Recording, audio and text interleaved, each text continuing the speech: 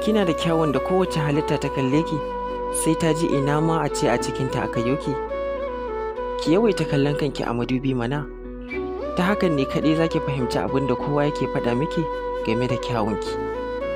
Farin wata na da haske, rana ma haka. Amma kuma hikimar haskensu ita ce su haske tagullar da ke a sararin duniya. Kenan wace ce wannan tagullar? Ke ce?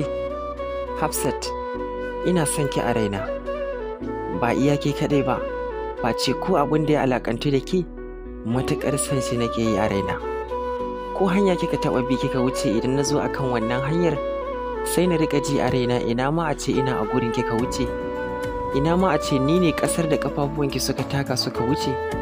Ina ma a ce ni ne wanda za ki zo gurinsa. Wallahi ina son ki, Hafsat. Ina matuƙar ƙaunar ki hubbina. Saƙo daga mai ƙaunar ki, Sultan. Ni Sultan nake cewa da ki, I love you.